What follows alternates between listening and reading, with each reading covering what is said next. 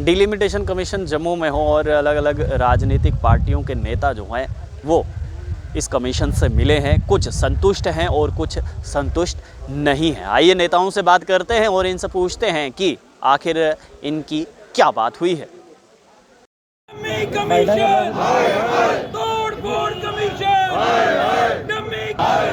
Indian national Congress, Indian national Congress, तोड़ फोड़ commission, dummy commission,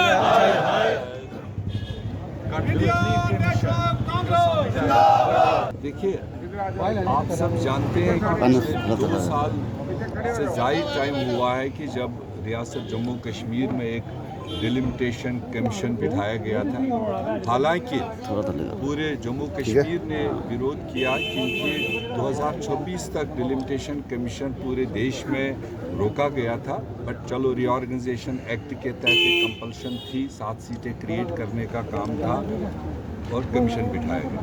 कितना टाइम लगा दिया, 2 साल से ज़्यादा टाइम लगा दिया, मगर जब रिपोर्ट सामने लोगों के सामने आया उसमें जम्मू कश्मीर के लोगों को सहायता प्रदान करने के बजाय जम्मू कश्मीर के लोगों को एक टेंशन में डाल के एक जो पहचान बची हुई थी डाउनग्रेडिंग ऑफ स्टेट के बाद जो लोकल यूनिट्स की पहचान बची थी उसको कंप्लीट बिल्डोजिंग किया। आप उसके बाद ये आए भी एसोसिएट मेंबर इसके साथ मिले, वो भी एक आईवाश चला गया। आज जिस तरह से लोगों को सुनने के लिए उन्होंने 2 दिन का प्रोग्राम दिया है, आज और कल 4 और 5 तारीख को, उसमें अगर आप शेड्यूलिंग देखेंगे ऐसा मेस किया है कि 5-5 जिलों के नुमाइंदे इकट्ठे 1 घंटे में अपनी बात रखें और 2 घंटे में जम्मू और 2 घंटे में कश्मीर के अंदर के सारे लोगों की बात सुनने के लिए आए। तो ये मजाक नहीं, जम्मू कश्मीर के लोगों के साथ तो क्या है। अगर उसमें इंडिविजुअल कंप्लेनेंट्स को उन्हें बुलाया, साथ में चाहिए था कि रिकॉग्नाइज्ड पॉलिटिकल पार्टीज़ को भी एक एप्रोप्रिएट टाइम मिलना चाहिए था।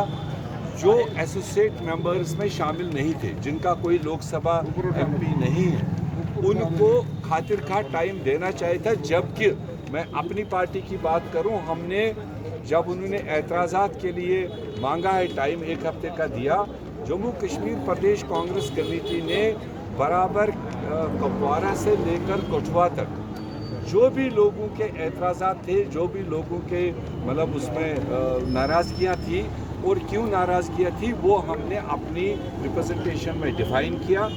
और यही सोच कर कि जब कमीशन आएगा पॉलिटिकल पार्टीज़ को, खासकर कांग्रेस पार्टी को सफिशिएंट टाइम, प्रॉपर टाइम वो देंगे ताकि हम उनको वो चीज़ें समझाना चाहते थे जो चीज़ें उनके कमीशन रिपोर्ट में गलत है।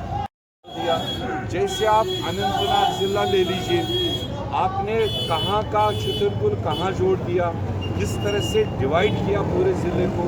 और फिर पार्लियामेंट्री सीट का आप देख लीजिए, हम तो चाहते थे कि 1 सीट एक्स्ट्रा देंगे, अगर उनके पावर्स में है जम्मू को 1 सीट एक्स्ट्रा देकर जो ये लॉन्ग फॉर फ्लंग एरियाज़ है ये कंसोलिडेट हो जाएंगे। उसके बजाय इन्होंने फर्दर ट्रबल किया कि अनंतनाग, पुलवामा को शोपियान और ये पुंछ और राजौरी के साथ डाल दिया।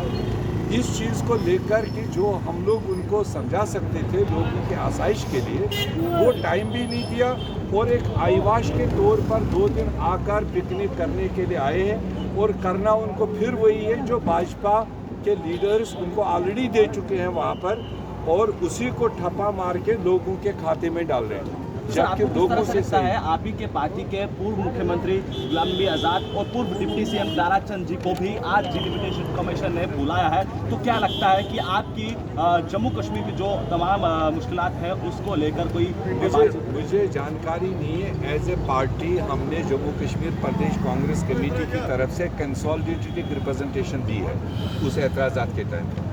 हम ज़रूर एक्सपेक्ट करते थे कि प्रदेश कांग्रेस कमेटी को बाज़ाब्ता एक डेलीगेशन के तौर पर वो बुलाए और सफिशिएंट टाइम दे, क्योंकि पूरे स्टेट की प्रेजेंटेशन उनको देनी है।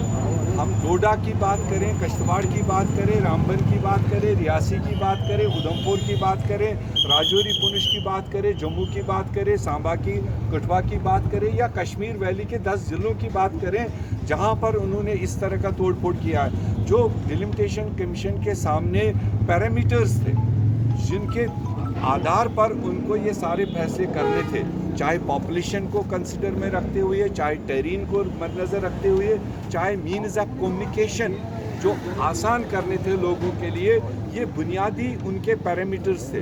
तो जो रिपोर्ट्स अभी तक सामने आए हैं, जो भी लीक आपके ज़रिए हुए, उसमें उन पैरामीटर्स का तो कोई ख्याल ही नहीं रखा, उसकी तो धज्जियाँ उड़ा दी। ये काहे का कमीशन है? ये तो कमीशन से खाली मोहर लगाई जाती है, ये कहीं और से किसी प्राइवेट पॉलिटिकल वेस्टेड इंटरेस्ट के घर से या उनके दफ्तर से ये बन के आ रहा है। विधायक अशोक जी इस समय मेरे साथ हैं कालाकोट से। अशोक जी, क्या बातचीत हुई है अंदर?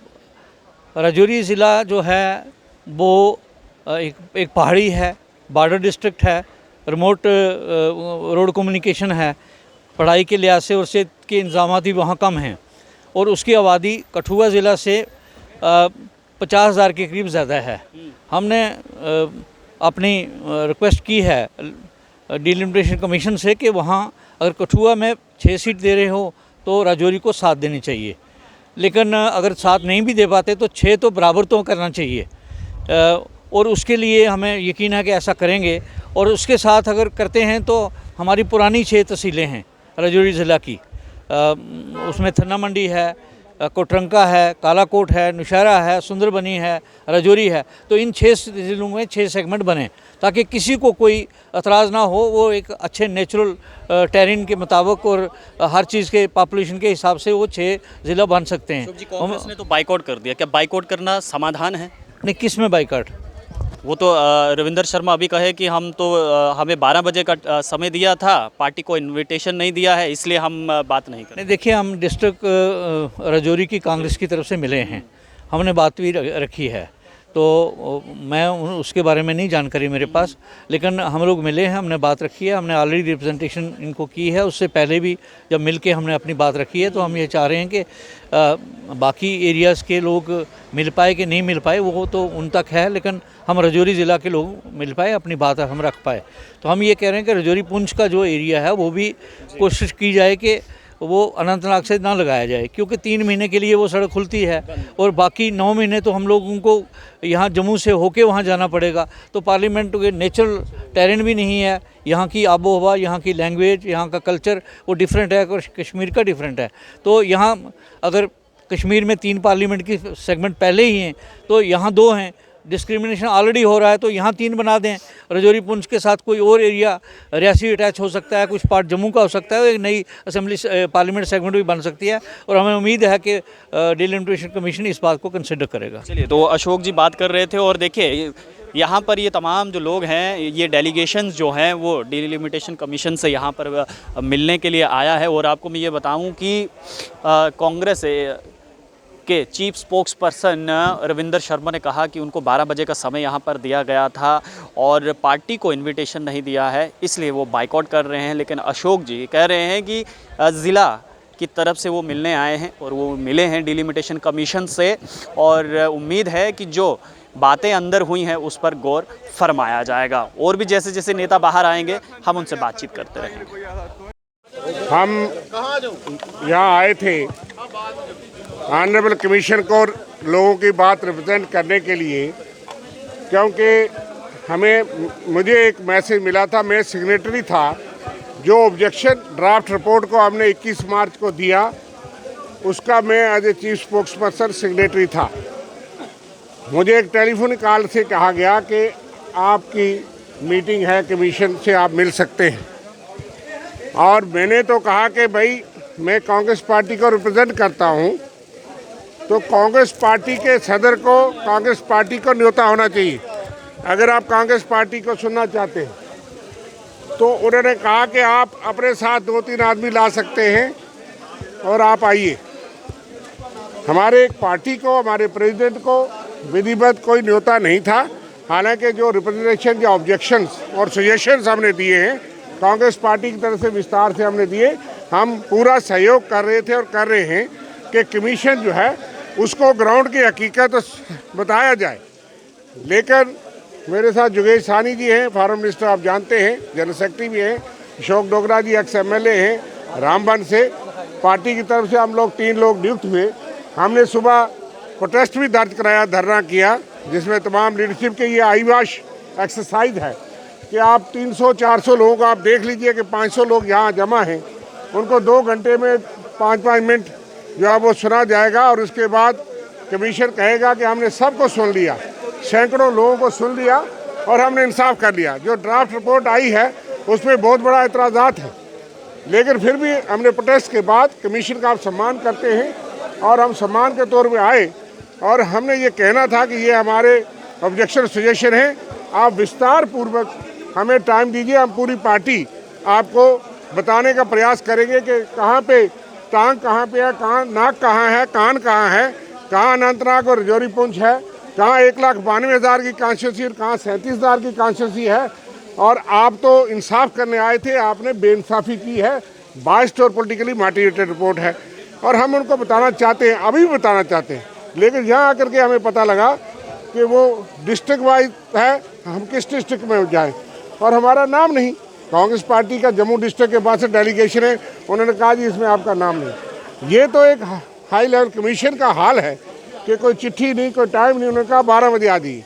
इसलिए जिस तरीके का तरीकाकार है उसके विरोध में हम इस मीटिंग को बाइकाट कर रहे हैं, लेकिन फिर इस उम्मीद से कि अगर डिलिमिटेशन कमीशन कांग्रेस पार्टी को बुलाते हैं, हम सम्मानजनक उनको अपनी बात, लोगों की बात, कठुआ से पुंछ तक, पुंछ से कुपवाड़ा तक, अनंतनाग तक सारी बात सुनाने की बात करेंगे ताकि उनके साथ, लोगों के साथ इंसाफ हो।